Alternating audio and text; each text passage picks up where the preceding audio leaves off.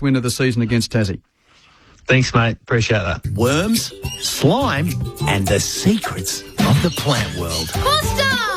The Gardening Australia Junior podcast has brand new adventures for little ears. Cool. Search for it now on the ABC Listen app. Be part of the Grandstand Sport team on Facebook, Twitter and Instagram. Search ABC Sport and see a world of great sport content for you to explore. When two objects collide, vibrations ripple outwards as powerful waveforms. These waves travel through the air, surge into the ear, and through the auditory system, firing signals deep into the brain. Meaning sound isn't just heard. It's felt in every nerve, every beat, every breath. Here's the first point of the Ashes. This is the sound of history being made. Feel every moment of the Ashes with ABC Sport. Coming soon on ABC Radio and on the ABC Listen app. ABC Sport. Knight's Choice is coming through at any old price. Zardozi grabbed by Knight's Choice and Warp Speed coming at him. Knight's Choice, Warp Speed, they hit the line. It's a photo finish. Knight's Choice, I reckon, won from Warp Speed in a photo. It is a ranked outsider. Knight's Choice has won. Welcome to ABC Sports coverage of the 2025 Melbourne Cup. These moments, they're once in a lifetime. They hit it together. What a news has won the cup. Kiwi will make the Lawrence Cup for last. But let's the vapors burst away. The Melbourne Cup belongs to the mayor. Vintage Crop has got him. Vintage Crop. The Irish horse will win the Melbourne Cup. I just can't believe what's just happened. I never thought I'd ever win one. The Melbourne Cup, the race that stops a nation. Prince of Penzance from Max Dynamite. Prince of Penzance, it's history in Bloomington, Michelle Hay. Unbelievable. It's like a dream come true. Cross Counter's flying. The Blue Army have done it once. Cross Counter has won the Melbourne Cup. It's so hard to win. Dreams do come true. But a champion becomes a legend. The Tiny Deaver's won it. Live from Flemington, this is the 2025 Melbourne Cup on ABC Radio, Sport Digital, and on the ABC Listen app. Ever since Archer made the trip to Flemington from southern New South Wales in 1861, the Melbourne Cup has been on a path to becoming more than just a horse race. And now in 2025, the time-honoured 2-mile handicap will be run for a 165th time, where no matter the winner, their story becomes etched in the pages of Australian sporting history. Welcome to Flemington. My name is Quentin Hull. It's a pleasure to have your company for the 2025 Melbourne Cup on a day where all the talk in the lead-in has not only been about the horses, but the famous Melbourne weather. We had a very warm day for Derby Day on Saturday, and it got quite hot on Sunday. And then waking up yesterday morning, the forecast was right. The rain had came, and we were wondering just what it was going to do to this track ahead of the Melbourne Cup. Well, there was a little bit more rain this morning. Generally throughout the day, it's been clear, but would you believe it? The race before the Melbourne Cup, race 6 on the card, was run in beautiful sunny skies in cool conditions, but then the wind came in and then the sleet came across, and we've had a little bit of drizzling rain just before the feature of the day, which is due to jump in about 27 minutes from now. You can probably hear the ceremony going on down in the mounting yard beneath us. Before the jump, we will take you through the 24 horses that will front up on a soft 5, no scratchings, and an upgrade to the track from soft 6 to soft 5. So it's been playing very well here earlier today. And a woman that knows all about this day, having ridden in the Melbourne Cup on 3 occasions. Of course, the 2008 Victoria Derby winning jockey, Claire Lindop. Welcome to you. Welcome to ABC Sports coverage of another chapter in Australian sporting history. Thanks, Quentin. So lovely to be here. We've just seen Greta Biedman do a rendition of Advanced Australia Fair, and love all the pomp and ceremony. It just, gives goosebumps. Flemington looks a picture, the roses, just everything about this track. It's such a unique race. It brings so many different form lines together. The handicap nature of the Melbourne Cup means, you can have like the Paul Prisco horse train from the Wimmera districts of Horsham can take on, the American Crusader, and the English Sheik horses are coming to invade. So it's just such a unique race, and always throws up an incredible story. And, no matter how many times you get here on this day, it sends the chills. What's the big storyline that you're thinking of? Well, naturally I'm cheering for Half Yours and Jamie Mellon, number 14. In fact, I've probably looked through, and I think the Caulfield Cup, which is traditionally a bit of the lead-up to the Melbourne Cup, I'm actually kind of going around the same 4 place getters in the Caulfield Cup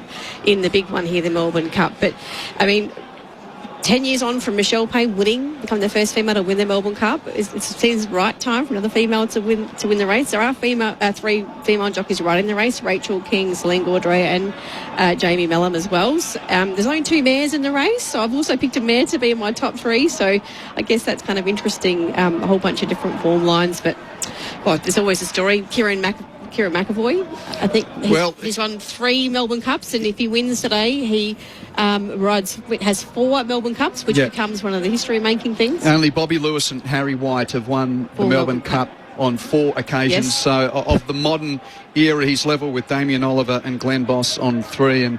And Kieran McAvoy, to think today he will ride yet again for Willie Mullins and Absurd, who's here for a 3rd time. But the McAvoy name, well, it's more so his uncle and his cousin that they're looking at, because Tony and Calvin, the father-son combination, they trained the Caulfield Cup winner, Half Yours, and the horse that's been pretty much the favourite until, the last 12 hours or so, when the interest has really come for one of the international raiders, a man that knows this race well and has won it twice previously. I speak of the Irish-based Joseph O'Brien, who's got Mark Zara aboard, who had such a hot start to the carnival, winning not only the Victoria Derby, but 3 other races on Derby Day on Saturday, and he's actually ridden a couple of winners earlier here today. But I've spoken about the weather. What's a big sporting event in Melbourne without speaking about the weather? Let's get down to Matt Clinch, who's right near the Roses and the fans near the Mounting Yard. Clinchy, how are you going down there? Because it's been gorgeous up until about half an hour ago. Yeah, you wouldn't believe it, would you, Q? An hour ago we bathed in sunshine. The 20 mils of rain we had in the last 24 hours, I think maybe we'll get through this cup without being drenched in rain. And in the last 15 minutes they have spot is trying to get undercover here at Flemington. So, as you said, so many great stories for this year's edition of the Melbourne Cup, the 165th running. Will it be the All-Australian horse with the McAvoy team? Dad, of course, alongside Calvin. So a chance for the South Australian legend to continue his training reign alongside Jamie Mellon and her and her husband Ben to compete in the Melbourne Cup for the first time. We've got runners from Britain, Ireland, Japan, Germany, and for the first time the United States as well. So there's always great storylines regardless of who is victorious this afternoon, and for so many it's a chance to take your name out of the racing circles into the back pages of the paper, the television news bulletins, and really make a name of yourself, as Michelle Payne just makes her way past us as she did that just 10 years ago alongside Prince of Penzance. Is that a little omen as to what we might see this afternoon? We'll stay tight, Clinchy, and stay dry. The horses will be coming into the Mounting Yard imminently, and we will go through the runners for the 2025 Melbourne Cup for you. But we've been speaking about the weather and this track. Our own Lauren Borden's been out and about making sure that you get the news before they jump as to just how this surface is going to play. Lauren, welcome to you. When there's a lot of rain forecast at the start of November, all eyes turn to Flemington. So it's wonderful to be joined by the track manager, Liam O'Keefe. Can you just give us a little update on how the track's looking today? Yeah, track's looking good. It's currently rated as soft 6. We've had 34 mils the last 24 hours. Fortunately, the majority of that was yesterday morning, so it got a good chance to dry out yesterday afternoon, and we're topped up with 6 mil this morning, but it's looking good out there at the moment. This is obviously all in a day's work for you, but what is the process like when you're trying to get the track ready across the last 2 or 3 days of a lot of rain? Yeah, it's a big build-up. We're certainly monitoring the forecast closely, and that judges our watering. So for Saturday, given it was a fine day, we just had to get through Derby Day, prepare it for that, and then looking forward to the forecast for today, we knew it was wet, so we didn't elect to water, and it was a good move, and we're where we are today.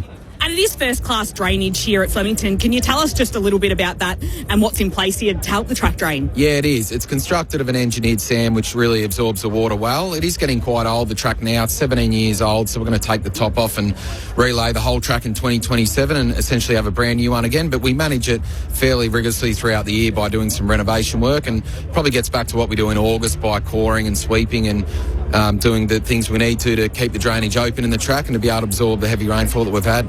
So throughout the week, do you have jockeys, trainers coming up to you and just asking for the latest update on what you think it's going to look like? Yeah, definitely.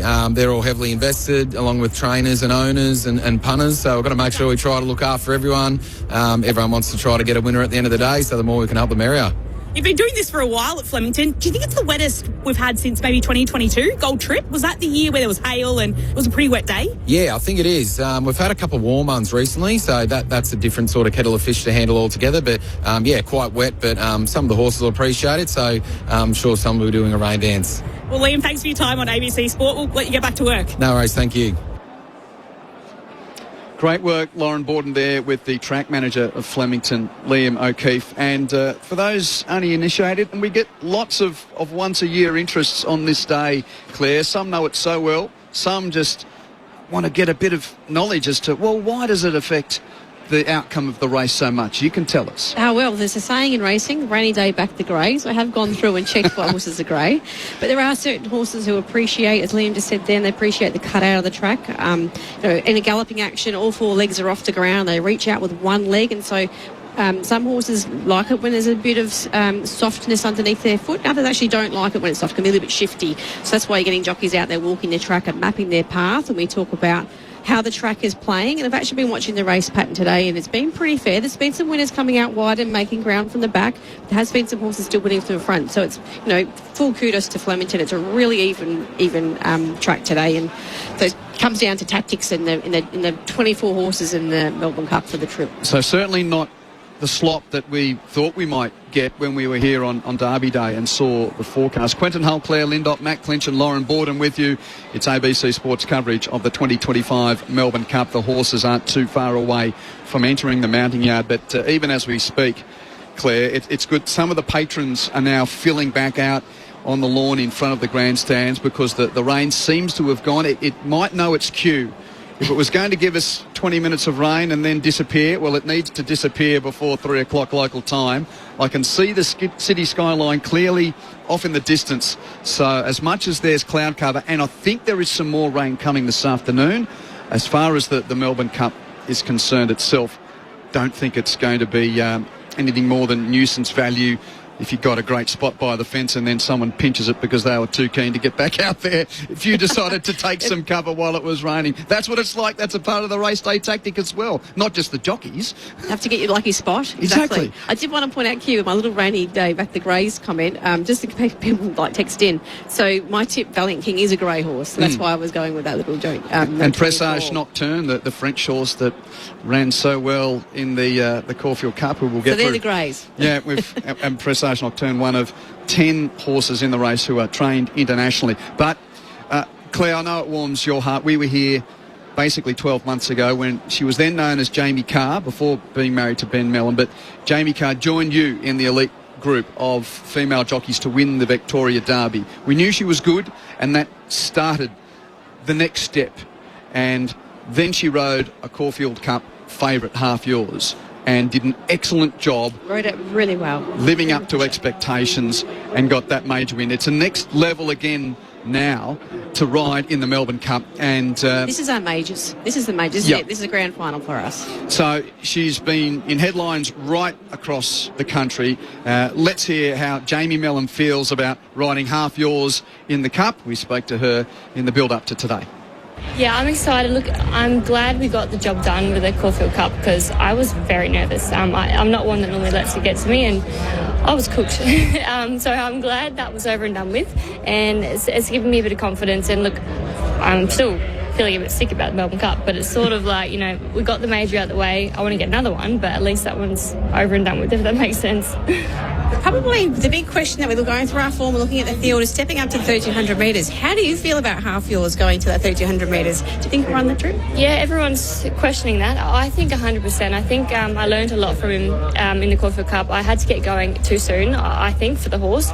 He made a good 500-600 metre run, and when I won on him in the naturalism at Caulfield, I only got out to 300 before home, and he was very sharp. I think he'll definitely get the trip if I can just find the rail, put him to sleep, and just let that first wave of horses get past me and just wait for the second crack at it. And what about the soft track that is supposedly coming? But what do you think for the rain coming? Well, are you any good at the rain dance? I'm going to do the rain dance on Monday. We're apparently getting a hell of a lot of rain, which is going to suit this horse. He loves it. He swims through it, and I think he doesn't need it, but he definitely appreciates it, and a lot of other horses won't like it. So I hope it doesn't rain during the race, because I'm not a fan of getting my hair wet in the rain, but hopefully it's nice and wet underneath.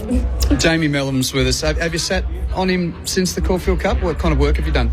Yeah, I did just a lap of Flemington on Tuesday. Not a real solid gallop, but just a nice little lung opener. He's very fit. Even since looking at him after the Caulfield Cup, he's tightened up again. He looks like an absolute athletic horse. He's not gonna blow a candle out. I was blowing harder than him when I did 2,000 metres on him on Tuesday. I was blowing and he pulled up like it was nothing. So I'm confident in the horse. How are you sort of compartmentalising the face that you are for the sport now, let alone the competitor that wants to be in A1 shape at the right time of year? Yeah, it's this time of year, as you know, Claire, it's very stressful. You're trying to be 100% every single day, and people watching over you can see your flaws and see when you're not 100%. But I think it's a big. It makes me very confident and more enthusiastic when I've got all these younger people around me saying, I want to be just like you one day. When I grow up, I want to be like you. And that's the biggest compliment I think anyone can give you. Jamie Mellum speaking ahead of this 165th Melbourne Cup. She's aboard the horse that was the favourite up until about, yesterday afternoon. The international raider Al Riffa is vying for favouritism with half yours for this 2025 Melbourne Cup. And Matt Clinch, as we go back to you, that the clouds get darker over the city skyline, but there's no rain at Flemington at the moment, and you've seen the horses enter the mounting yard. I certainly have, Q. Yeah, I think it's just starting to rain again, so it's going to be frustrating for fans who have tried to get a prize position up against the mounting yard and up against the fence. But, the horse has just been paraded, as we see. A lot of moment and, trying to settle them down as much as they possibly can with all the excitement and anticipation taking place in the mounting yard. People leaning over with their cameras and umbrellas in front of me trying to get a prize position. But, the countdown is on. We're now just 13 minutes away. Okay, Matt, well, we'll get back to your part of the preview as we take you through these 24 runners, and with myself and Claire and Matt trying to divvy up the little sections of the storyline here. Claire, I thought I'd give you, because I know that your winner comes from this category, the two Super Australian stables, because we've got 8 horses from the Aussie Star stables, 5 from Chris Waller and 3 from Kieran Maher. Yeah, touching on Chris Waller, he's obviously Australia's leading trainer at the moment. Got some sensational horses going so well. He has, like I said, the 5 runners. Probably his pick was Buckaroo, which is number 2. Ran second in the Cox Plate last week to Viva Sestino. Craig Williams takes a ride, got a lot of ticks to his name, but there's a little bit of query about the 3,200 metres, of course. Valiant King is the one I like, which is number 24, down the bottom. Ran really well in the Caulfield Cup. Lightweight, Jai McNeil riding it. He's won the race before. I know that Chris Waller also really likes his mare, River of Stars, which is number 21. She actually ran second in the Caulfield Cup. So, we sort of overlooked that a little bit, as if form prior to that wasn't quite as good. But I feel like, mares in form will run the trip out, is French bred as well. So has come across from there and will definitely be able to stay the trip. His other runners are Land Legend, number 11, and number 15, More Felons. They're both probably got a work cut out for them on their form, but Land Legend has Joe Moreira coming over to ride him and tweak the gear, and More Felons ridden by Tommy Berry. You can never discount any of the Waller stables. Kieran Maher, as you mentioned, he's got the 3 runners. Smoke and Romans is probably one of the Mellon rides, and I know it goes forward, and I think this sort of tactical race, sometimes the horses go forward, it gives them a really good chance. We've got number 22, Royal Supremacy, ridden by Bobby Dolan, who, this horse won the Metrop, and Bobby Dolan obviously is a defending champion right now, and he also has Middle Earth in the race with Ethan Brown. So I'm not sure what Kieran Maher's best runner would be, but I know he's actually really hoping Smoke and Romans can do it for him. He's one of the older horses in the race. He won the Warrnambool Cup this year, so a bit of a sentimental favourite for Kieran. And the reason I threw that category at you, because just to reiterate, Claire Lindop, your selection for the 2025 Melbourne Cup comes from that group. The Waller camp, yeah. I have landed on a Valiant King, number 24. I think the lightweight makes a big difference. We did just mention about Arifa being the favourite, Joseph O'Brien trying to come out from Ireland, but a top weight has won the Melbourne Cup, but they've never won with 59 kilos, so it's got to do history today.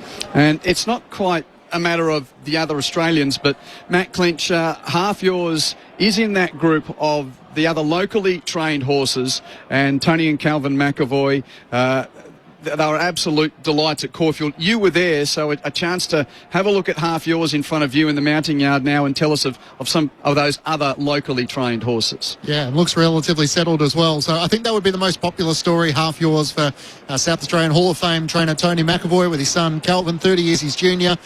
Tony said they spent more on this horse than what they ever have in the past, and that was courtesy of Calvin. A great run in the Caulfield Cup, as you touched on, into the Melbourne Cup. Rain won't worry them, and then the hope that Jamie Mellon might be able to complete the double, having won the Caulfield Cup just a fortnight ago and join Michelle Payne as a Melbourne Cup winning jockey. Some of the other contenders, which are sort of international horses, which are now in Australian stables. So Arapaho is one who's for Bjorn Baker and for Rachel King, has previously raced here as part of the Willie Mullins stable, but over the last 12 months is back obviously in Australian hands, and probably the form line here is the Sydney Cup, where around 3,200, so the confidence there that the horse will get the trip. Vauban, number 4. We know Gay Waterhouse has won this race before with Adrian Bott. Blake Shin, of course, a Melbourne winning jockey, so carries the flag for the Australians this year as opposed to previously with Willie Mullins. And if we look at number 13, changing off the guard for Chris Lees, the Sydney-based, Newcastle-based trainer with Tim Clark, the jockey, on board. And, of course, the owner, 7-time winner Lloyd Williams, who knows what it's like to find a Melbourne Cup winner. So would certainly be one of the outsiders, but yeah, probably one who, off the Geelong Cup, does get the advantage of the weights. As I said, then we look towards the sort of very bottom of the field. Athabascan for John O'Shea, Tom Charlton, Declan Bates on board. Doesn't win often, but can pull out a decent run here, and looking to improve after second in the Moonee Valley Gold Cup. Has a couple of respectable efforts over 3,200 metres. And Torrenzino is the other good story, Q, for Paul Prishner and Celine Gaudry, who gets her first ride in the Melbourne Cup. So they've secured that Melbourne Cup ride by winning the golden ticket in the Geelong Cup. Solid second in the Bart Cummings. Paul Prishner was close with Surprise Baby back in 2019. Could this horse be racing at the right time of year? Yeah, it's a good point, Matt, and I'm really happy that the connections of Athabascan have got to this point of the day, and they will have a runner, because Athabascan failed the vet checks just before the race last year, had an irregular heartbeat and was scratched from the Melbourne Cup. So fantastic that Athabascan finally gets to go around. And now these internationally trained horses, there's 10 of them.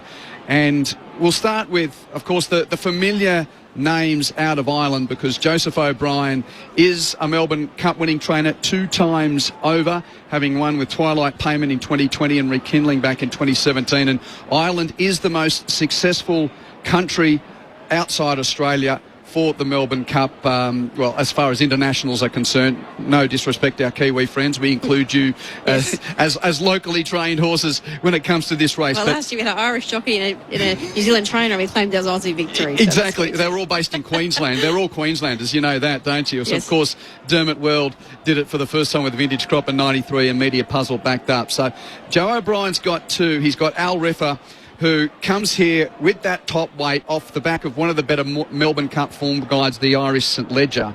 But outside of the form, 5 wins from 15 starts. Mark Zara is in the saddle, who's in hot form and has won the Cup 2 of the last 3 years with Without a Fight 2 years ago and Gold Trip. These are the same connections too of Without a Fight that have got Mark Zahra booked today. Yeah, and the other O'Brien horse, which is interesting, Claire, is Goody Two Shoes, who's twice won 3,200 metres and beyond.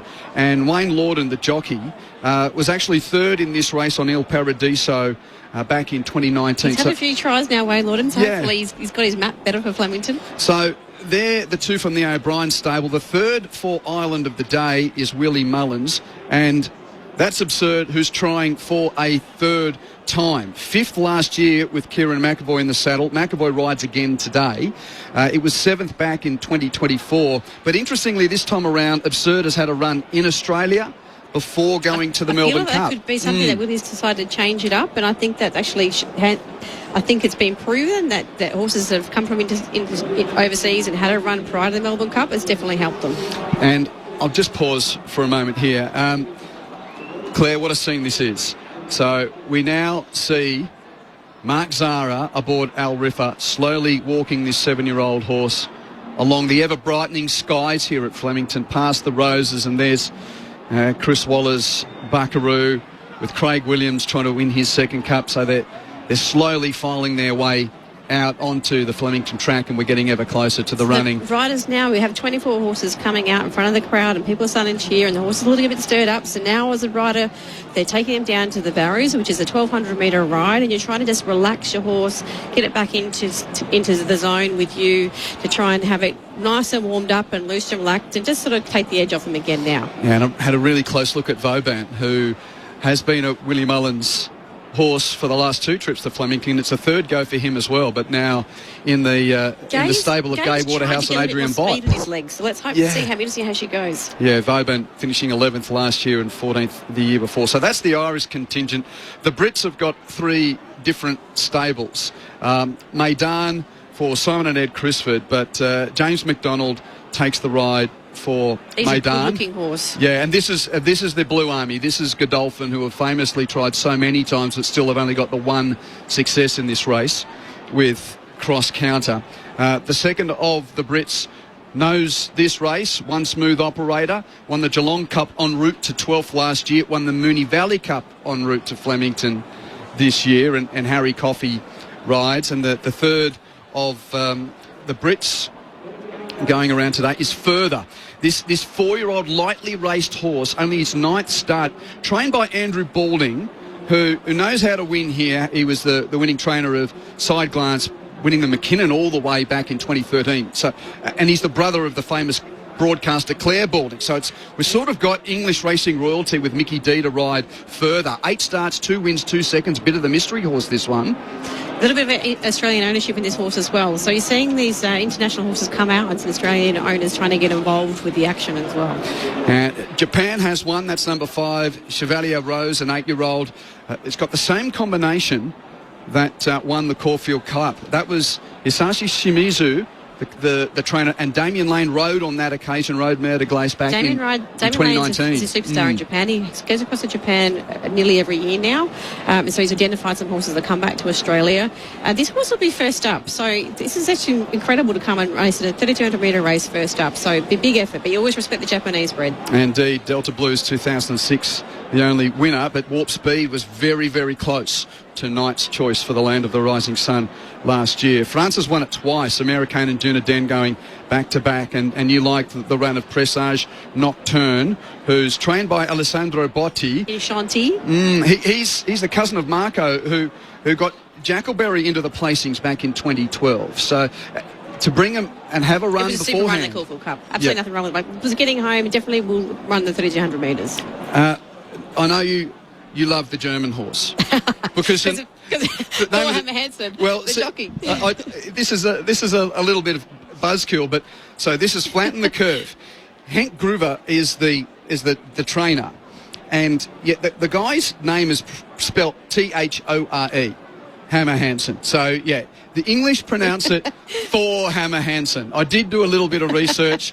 If you were to pronounce it correctly, it's Tore. Okay. But that doesn't sound as cool, does it?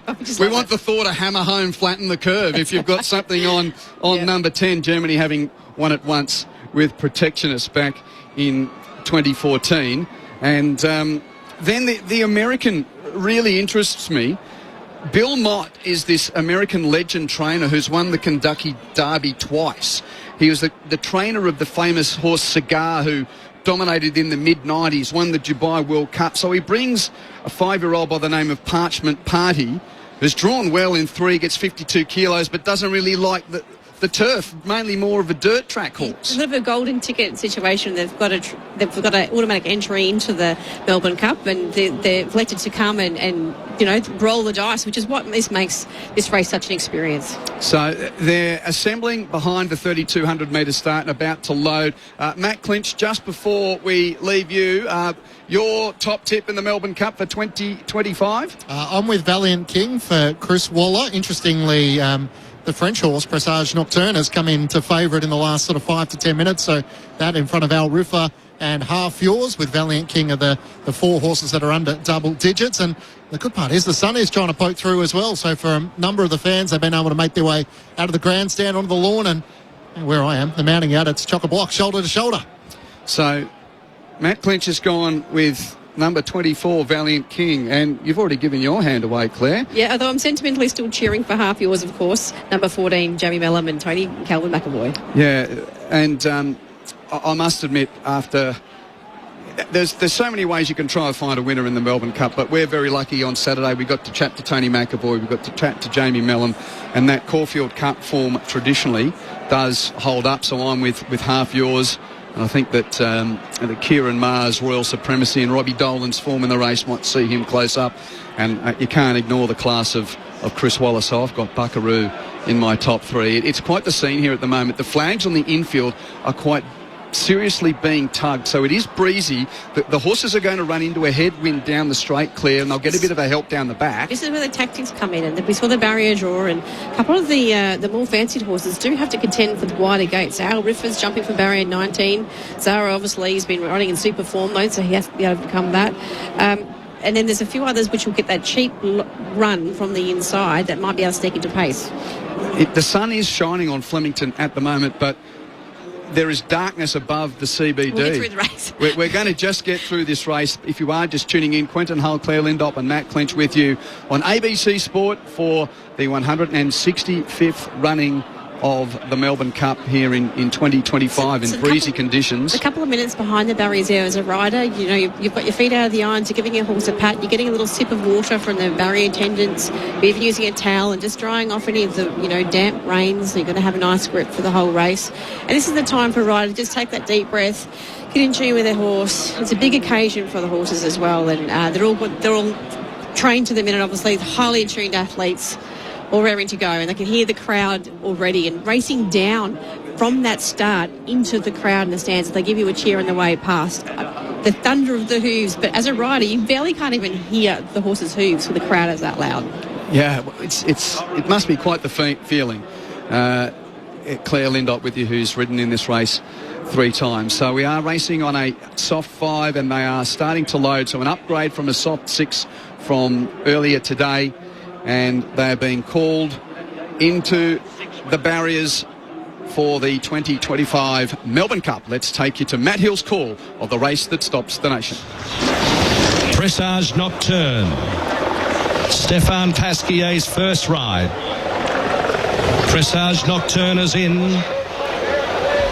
More Fallons about to join them with Smoke and Romans, who looks to be one of the speed elements in the race. Maidan is about to join them with James McDonald looking for his second Lexus Melbourne Cup. So too Jai McNeil, who goes in on Valiant King. The field's moving up well as Land Legend wanting to lift. Chevalier Rose stands well. Buckaroo about to come forwards. Buckaroo joins them, and that will leave Changing of the Guard to take the outside alley, and we will be ready to go in the Lexus Melbourne Cup. Changing of the Guards takes the outside. Stand by for a start. The Lexus Melbourne Cup of 2025. The great race about to get underway, and they're racing in the Melbourne Cup. River of Stars jumped away pretty quickly. Speed from Arapaho, Smoke and Romans. Vauban's tucking in behind them. Half Yours is nice and close. Changing of the guard, using plenty of the track on the outside to sweep over. Arapaho is the leader. From Smoke and Romans, the inside. River of Stars right behind them. Torrenzino, Goody Two Shoes, and changing of the guard out in the middle of the track, taking its time to come over. Then came Torrenzino. Further back is Half Yours, who's about 8th or 9th in the early stages. One Smooth Operator and Maidan. Land Legend in a pack. And then came Valiant King, Presage Nocturne. Not that much speed on here as they saunter past the 200 metres on the first occasion. Back in the pack now on the rails is Vauban, followed by Absurd, Buckaroo, Athabascan, Parchment Party, further Chevalier Rose, El Riffa, More Felons, and Flatten the Curve is last at the post. So the leader is Smoke and Romans, with on the outside now Royal Supremacy going up to just about dispute the lead. Changing of the guard, got across from that outside alley, third one off the fence. Next on the rails, Arapaho. They were followed by Goody Two Shoes, and next on the rails, River of Stars. A length and a half to Torrenzino, then Maidan. Further back is Middle Earth, One Smooth Operator. 2,000 metres to go. Next in the race is Land Legend, 3 wide. In between horses, Half Yours in the middle of the pack. A length and a half, Valiant King. Presage Nocturne is next, the grey. Followed then by Vauban. A length away in the field is Buckaroo, who is on the back of Valiant King. Next, Athabascan on the inside. Then came Absurd, Parchment Party, Chevalier Rose, the inner. Well back in the field is further El Riffa. More Felons is second last, and Flatten the Curve is last in the Melbourne Cup. 1,400 metres to go, and Land Legend now took it up and has raced clear about 4 lengths in front to try and turn this into a staying contest. Land Legend 4 or 5 lengths the leader. From in second, Royal Supremacy, and they're 2.5 lengths in front of Changing of the Guard and also Smoke and Romans. 2 for the back, Goody Two Shoes, Arapaho as Land Legends now 8 or 9 lengths in front. River of Stars is about 7th, the inside of Torrenzino. A couple of lengths to Maidan, and then came Middle Earth as they reached the 1,000 marker. Next in the field, Valiant King a little wide from One Smooth Operator, and Half Yours, the favourite, is 25 off the leader. Then Buckaroo, Presage Nocturne, Vauban, Absurd, Athabascan, well back further, Chevalier Rose, Parchment Party, El Riffa, More Felons, and well back in the field towards the home corner. Flatten the Curve has got a lot to do. So it's Land Legend, 600 metres to go. A runaway leader, 6 or 7 lengths in front. From in second, Royal Supremacy. They were followed by Changing of the Guard, Arapaho under pressure, Goody Two Shoes presenting up the middle. They were followed by River of Stars, who battles on. Torrenzino and Middle Earth right down the outside. 300 metres to go. Goody Two Shoes for Ireland, led by a length and a quarter. Middle Earth, and Half Yours is getting through. Goody Two Shoes with Half Yours challenging at the clock tower. Half Yours takes the lead from Goody Two Shoes. Middle Earth, River of Stars. Half Yours is coming clear for Jamie Carr for the Cups double. Half Yours, the history maker, won the Lexus Melbourne Cup by 3 lengths. Half Yours the winner. Second, Goody Two Shoes. Third, Middle Earth from River of Stars, Torrenzino. Vauban behind those. Then came Absurd, El Riffa. Then came Arapaho. Well back, Royal Supremacy, Changing of the Guard. Smoke and Romans, Maidan. Absurd pulls up alongside of One Smooth Operator. Well back, Parchment Party further Flatten the Curve towards the back, Valiant King with More Felons, Presage Nocturne at the Baskin, and then Chevalier Rose, Land Legend, and Buckaroo has completed the course. She is the new queen of the Australian turf. Jamie Mellon creates history for Tony and Calvin McAvoy. What a ride. What a win. She had him in the middle of the pack. She had to push through from the inside. She'd come up on the inside. It was so exciting. And won easy. And she was so true. This horse really ran that 1,300 metres. The 12th Caulfield Melbourne Cup double. And the first, of course, to be achieved by a woman in the saddle. Jamie Mellon for Tony and Calvin McAvoy. The McAvoys, what a name, off the back of being inducted to the South Australian Racing Hall of Fame. Tony McAvoy, who dreamed of being a Melbourne Cup winning jockey but could never make the weight. As he told us, he's now a trainer of the Melbourne Cup winner. 14 beats number 20, Goody Two Shoes, for Wayne Lorden and Joseph O'Brien. So yet again, Wayne Lorden has ridden a place getter, and Middle Earth for Ethan Brown and Kieran Maher finishes third. 14, 20 and 7 are the numbers in a Melbourne Cup that will always go down in history, but some sit higher, and this will sit pretty high. You've known Jamie a long time, Claire Lindop. Tell us what's going through your heart right now. Oh, this is incredible. We're just seeing Jamie now being interviewed by Billy Slater. And we'll bring that to you in just a moment. Absolutely well-deserved. She's been working so hard. Let's go to the winner of the Melbourne Cup, Jamie Mellum, here with Billy Slater, courtesy of 9. Jamie, you won the Caulfield Cup. Now you've just won your first Melbourne Cup. How do you feel? What just happened? Oh, my God. This is what we do it for. This is why we get up out of bed every morning, 4 a.m, work our asses off for the last 15 years I've been in this industry. It's tough. It's not all glorious and perfect as everyone can see sometimes. I've had an amazing year. Got married, had some really great days on the track, but nothing ever compares to this feeling right now I'm feeling. Look, we've got Cole up there, who him and Janice bred this horse, done an incredible job with him, obviously. I have to mention my grandpa, he died last week. The last thing he watched was the Caulfield Cup, and he was such a big supporter of mine, so he's up there opening those gaps for me, because I needed a few gaps opened then. And my mum and dad are here. They're put up with all my shit for the last 15 years. My beautiful husband. You had a nice moment with him right then at the end. Yeah, I said, I wrote it how you told me to. We don't normally talk racing much, but we ran through this race about 10-15 times yesterday. Yep.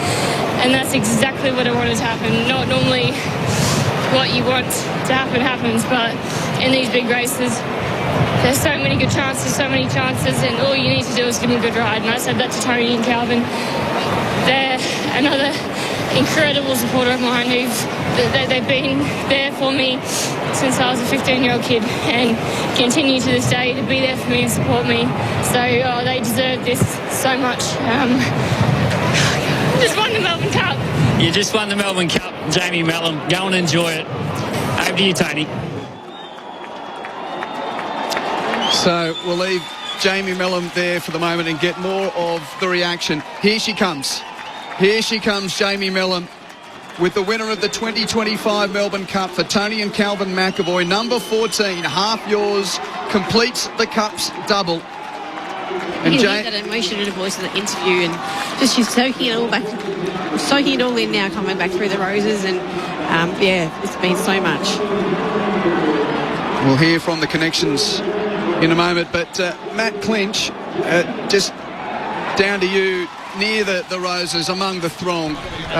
History is always made on this day, but some pages in history scream louder than others. This is one of those days. It certainly is, Q and Claire, and when Jamie makes her way in, there's going to be one hell of a reception. The connection with Cole McKenna, who she was part of the funeral for him, and then the investment by Team McAvoy for $305,000 for Kieran Maher, who was originally involved in this horse, and then for, when you think about Cal McAvoy involved in his first ever Melbourne Cup, his dad Tony had 3 runners, which ran second last, and I think in 2012 was 5th, so they've been able to achieve something together. Tony is South Australian Hall of Fame legend at 64 years of age, and Calvin's in his 30s, so what a moment it is for them to be a part of something pretty special. And Calvin takes the credit. He said he forced Dad to spend a little bit more money than what he would have intended otherwise, and here comes Jamie right now. Have a listen to this roar. She's emotional as she waves to the fans in the mounting yard, puts her hands to her eyes, throws her head back, and you can see all the emotion is starting to come out now with recognition of what she's been able to achieve. She said she was nervous before the race, she was nervous before the Caulfield Cup, but what a fortnight it has been for her as she joins Michelle Payne as a Melbourne Cup winning jockey. And for so much of her racing journey, from rising through the ranks in South Australia to coming across to Melbourne, and now married in the last 12 months, her life has finally got to the grand stage where she thought she would be able to win these sort of big races. So for her, it's another Group 1 victory but it's so much more than that. It now puts her to stardom, and she achieves the all-time dream. Indeed, Clinchy will stay close at hand. The numbers in the 2025 Melbourne Cup. Number 14, Half Yours, ridden by Jamie Mellon for trainers Tony and Calvin McAvoy, a 5-year-old gelding, continuing the success of horses who show good form in the Caulfield Cup. Many of them come here and run well, but not many of them can do it back-to-back, and Without a Fight was the most recent back into 2023 a couple of years ago. But before that, we go back to Ethereal in 2001. There were the great horses like Might and Power, Doremus and Let's Elope during the 90s. We're talking absolute equine royalty here that Half Yours has joined today. Number 20, Goody Two Shoes, running second for Joseph O'Brien with Wayne Lorden, the jockey. And third to Kieran Mars. Number 7, Middle Earth, with Ethan Brown in the saddle. Let's hear, courtesy of Channel 9, from one of the training duo. He's the younger portion of the team, Calvin McAvoy. Calvin, congratulations, mate. The Cup's double. Are you pinching yourself or what? Unbelievable, Tony. Yeah, wow, what a horse. He's just continued to raise the bar. I've got no words. It's been amazing. It's been such a big team effort, and there he is, man. And yeah, what an amazing horse. Unbelievable. Congratulations, Tony. Thanks, Tony. What a joy. What a joy.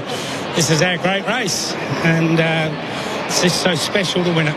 It's not half yours, it's all yours. You know, this is a great day, although you do tend to share it around. Jamie's been part of your team, almost part of your family since the South Australia days. Yeah, incredible. Incredible moment. Like, from the days we grew up, Melbourne Cup was everything, and it's been a great race for the McAvoy family. Karen winning it 3 times.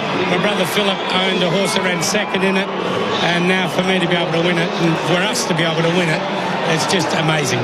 Fantastic. Well, coming back into the mounting yard any moment now, and there'll be an amazing reception. So, hey, we'll catch up with you after the presentation, but well done, mate. Thanks, mate. Thank you. So, Calvin and Tony McAvoy, you are a South Australian, Claire. This is South Australian racing royalty. It's been sensational, yeah, and the Australian bred horse beat the world yet again. We should be standing up tall and proud here. And you know, Jamie Mellon, she's come from Pony Club kid up in the hills. She's a very accomplished equestrian rider. She still rides her own. She's got a couple of retired racehorses that she rides every weekend and goes out there and competes and gets away from racing. It's a bit of an outlet. Tony and Calvin McAvoy, as I said, they're just the really great ambassadors for our sport. They've he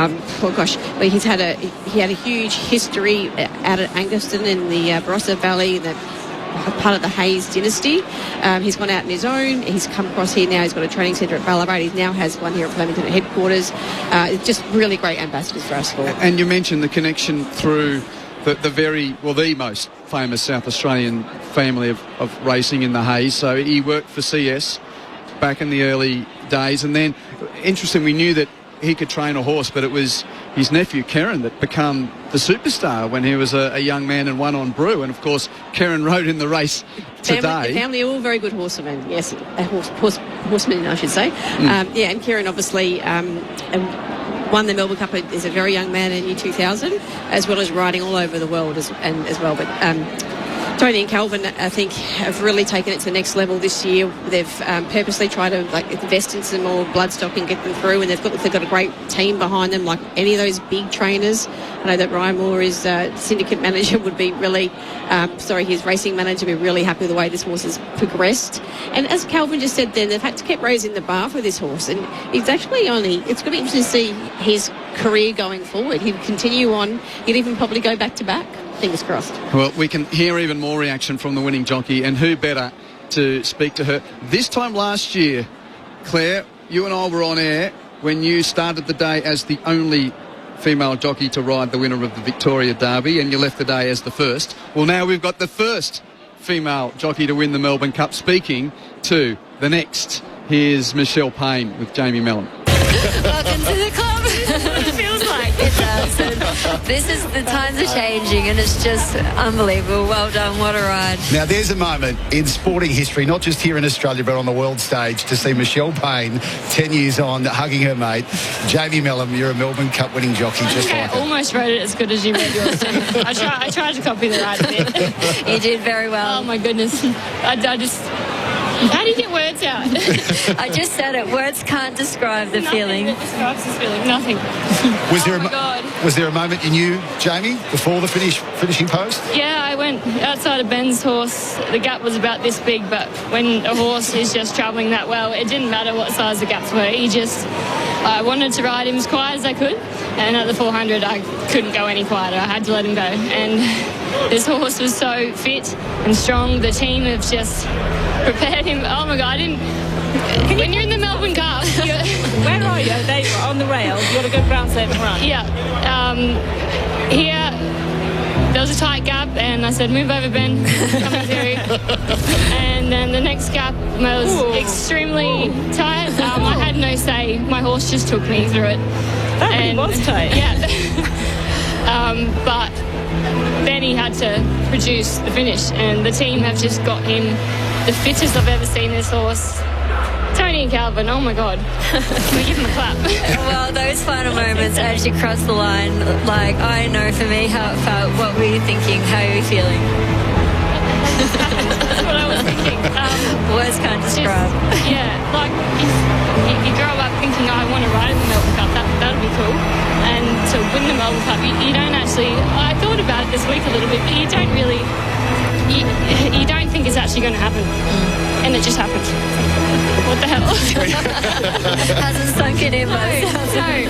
But you think back to your whole life has been surrounded by racing. You've been immersed in it. There's got to be an element of destiny here right now. He gave it to me this morning. Here's one that he used to wear on all of his suits. Not a copy, it was his, so he rode with me today. Oh, wow. That is... Thank you for opening those gaps. They weren't very big gaps, but he opened them a little bit. Hey, Jamie, talk to that little kid on screen right there. Who's that fat little kid? Oh, my God. My mother, she's here somewhere. I've got to find her. But Mum's put up with me since I was that fat little kid loving ponies. And that's why I do it, because what sort of job can you be with your favourite animal in the world 24/7 or every day of the week? It's just... I just wanted to jump off that horse and not talk to anyone, just hug the horse. I just wanted to give him a big hug. What a champion. And thank you, Cole. Thanks for opening those gaps.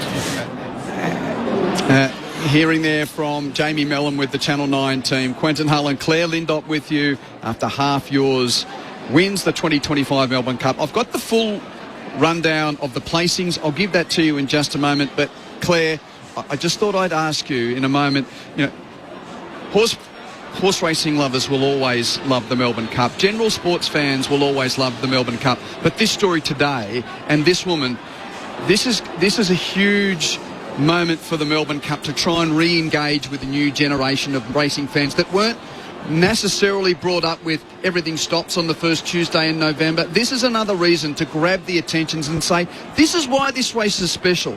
The stories of what can happen, dreams come true on this day. This is a really big step for the 2-mile race that stops the nation. Jamie Mellon, she transcends our sport, doesn't she? She really goes out into, people identify with her, like I mentioned, and she regularly goes out and she goes to pony club events, she goes to equestrian events. People see her and see what she's achieved, and I loved her even in her interview just then. She talked about, what other job can you work with an animal and get paid for it that you love every day, and that's what, she famously never used to do a lot of form. It was very interesting hearing how she's did the forms over and over again. We get to this top level, you really have to understand exactly the technique, and Jamie's ridden a blinder race, come through on the inside and weave through to get that passage for that clear room.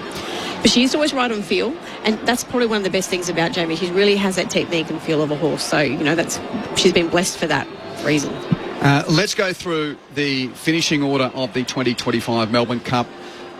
Number 14, half yours for Tony and Calvin McAvoy and Jamie Mellon, winning by 2 3/4 lengths over the Joseph O'Brien train number 20, Goody Two Shoes, with number 7, Middle Earth for Kieran Maher and Ethan Brown finishing third. So it's 14, 20 and 7.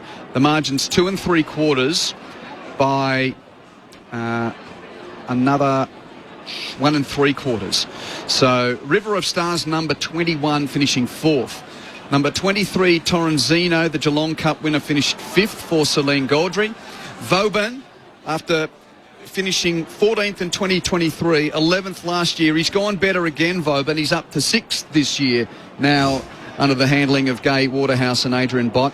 Al Riffa, the top weight, finished 7th.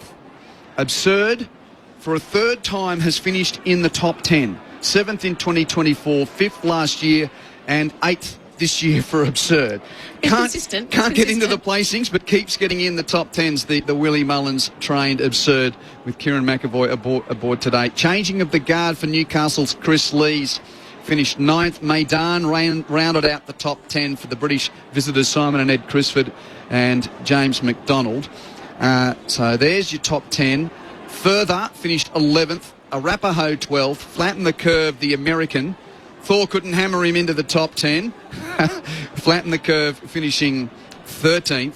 Then Smoke and Romans and Royal Supremacy finished next to each other. Smoke and Romans 14th, Royal Supremacy 15th. And would you believe, officially, there was a dead heat for 16th. So Valiant King and One Smooth Operator both claimed 16th, the number 24 and the number 16. So there's something for the trivia buffs. In what year was there no 17th place in the Melbourne Cup? Well, that's 2025, because we had One Smooth Operator along with Valiant King dead heating for 16th. Then 18th More Felons, 19th Presage Nocturne. Parchment Party finished back in 20th, the American, then Athabascan 21st, Land Legend 22nd, Chevalier Rose 23rd, and Sweepstakers. I know what you're saying. I didn't get a win, but do I win something because my sweep pays for last in the Melbourne Cup? Well, if you've got number 2, Buckaroo, and your sweep does give you something for last, number 2, Buckaroo, last in the Melbourne Cup for 2024. Let's get to Matt Clinch, who's down in the mounting yard. John and Karen Carr, live on ABC Radio. Just tell us what it's like, both of you, watching your daughter win a Melbourne Cup. What's it like? Absolute. This is the pinnacle, the Melbourne Cup. No matter what, all the rest of these races, the Melbourne Cup is the Melbourne Cup. Wouldn't have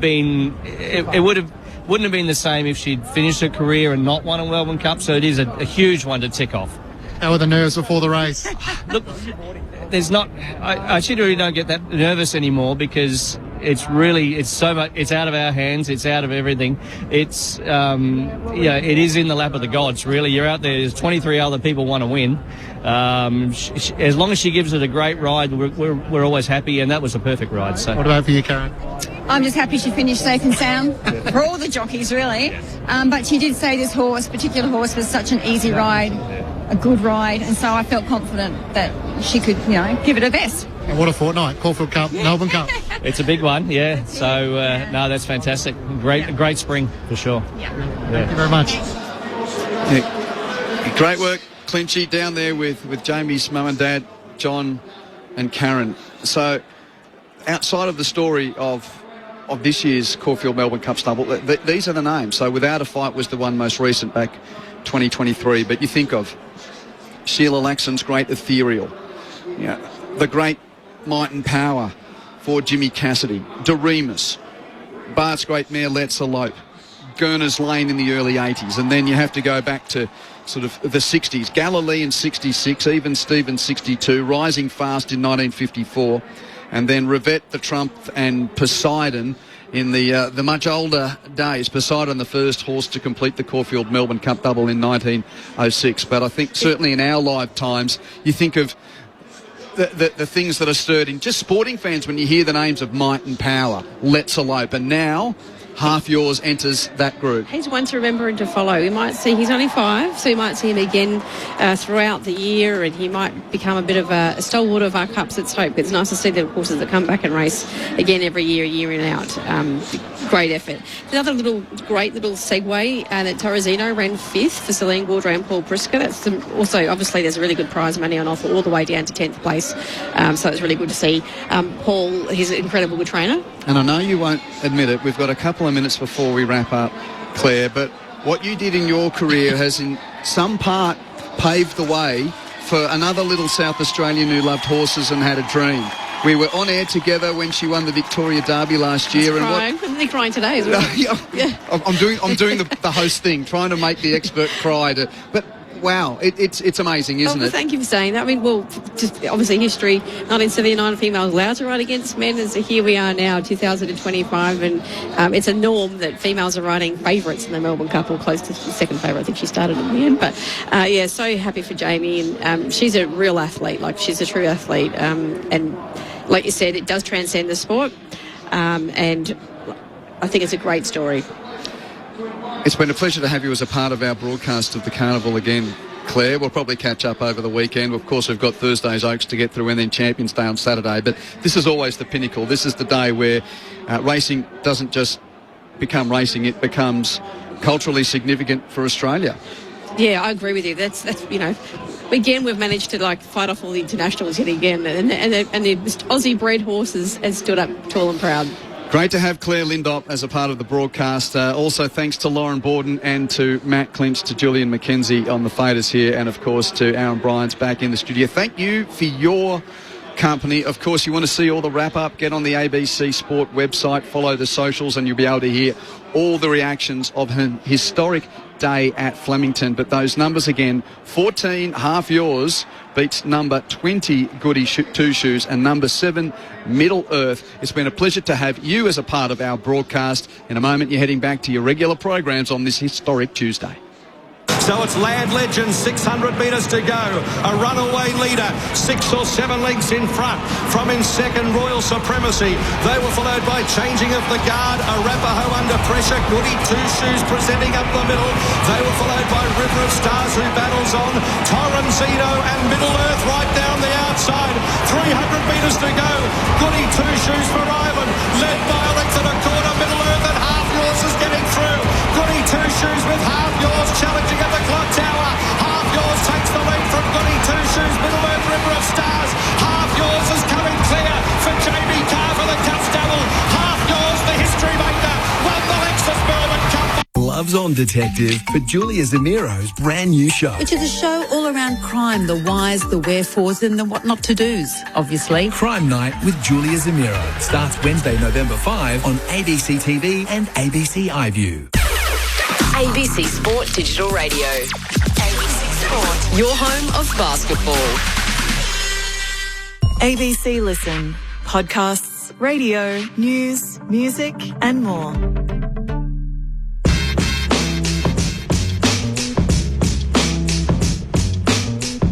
I'm Corbin Middlemass from ABC Sport with the voice of summer, Jim Maxwell, as we count down Jim's top 6 Ashes memories. 50 years covering cricket and watching it a long time and playing it before that. Jim, we're on to number 4, and we go to the Boxing Day Test of 1982 with Alan Border and Jeff Thompson. Yep, well bowled by Batham. That's the end of the day's play, and Border is pinned down. That means Thompson will face the bowling tomorrow morning. That was the 79th over.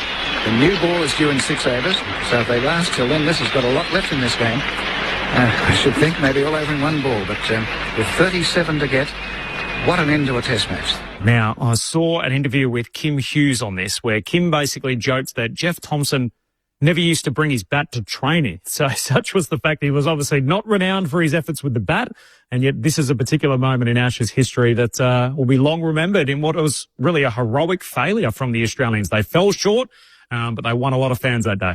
They certainly did. It was the final day of the test, and Australia needed 30-odd at stumps on the 4th day, with Tomo somehow surviving to the end of the day. And so they decided to let the crowd in for nothing, which was pretty generous given that maybe one ball was all that was required to finish the game. Anyway, they got 17,000, 18,000 fans in there, and a lot of them were hugging the arena down at what today is the Shane Warne end of the ground. So there was atmosphere, plenty of atmosphere, and there was still a hope against hope that maybe Australia could get a few more runs. I remember, we all say things that we live to regret, want to forget. And at the time, quite often we say them without knowing what we've said. And I can still remember my contribution to the day was the crowd that's been let in free today are getting their money's worth, which was true. And what was interesting about the way England were playing it was what we'd see today. And I think only one other captain since that era around Border, or Greg Chappell was the captain on this occasion, did what Border did with a number 11. Who gave himself room and gets it through for a couple. This will be a 50 partnership for the 10th wicket. Gould fields, they'll try to turn it into 3. Border comes back, a 51 partnership. Steve Waugh was always doing it. He said, if you can bat at number 11, you must be good enough to hold up an end. Let's take the singles. And they dropped the field back, and they didn't take all the singles, but quite often off the 4th ball, got the single before the field came in. So he did a pretty good job of controlling the strike, and in between nudging or hitting the ball through the field on that very fast MCG for the boundaries that were required. So here we are in 1982-83. You'd have to say Border had, to an extent, established his reputation without being the consistently brilliant player that he became.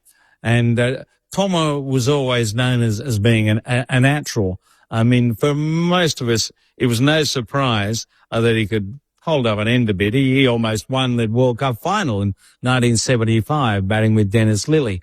He was no slouch with the bat, as the expression goes. But for him to get through and run the game as close was pretty extraordinary. Again, it was the example of Border being a tough, well-resourced cricketer. And we saw that again and again thereafter. But it was a very, very big morning at the G.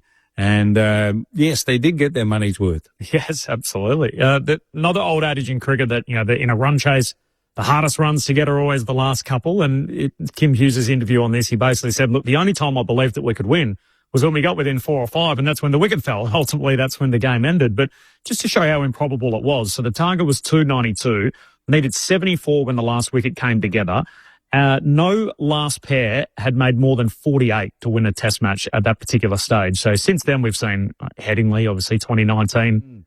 Sri Lanka did something similar against South Africa back in 2021. But this was so improbable, wasn't it, when they came together? And even, as you said, the morning of day 5, when there was still the better part of 40 runs needed to get, was there a moment in the day where you thought, they're on here, they're a real chance to win this? Oh, I think any time you get under double figures, it's on. And runs, yes, it's true. It could be 4. It's a long chase out there. I'd say it could be 4. It's slowing down. Border may want 3. Yes, we'll be happy with 3. Yes, Border will say, that's okay, we'll take 3. 6 to win. I can say that because it also saw us lose at Edgbaston in 2005 when we got within a handful of runs. But, yes, the way Tomo was playing, he didn't nick many. And until he got out, unfortunately. But even that was a bit of luck for England because the catch was dropped. The slip corner had actually moved up a little bit because they felt the Knicks weren't carrying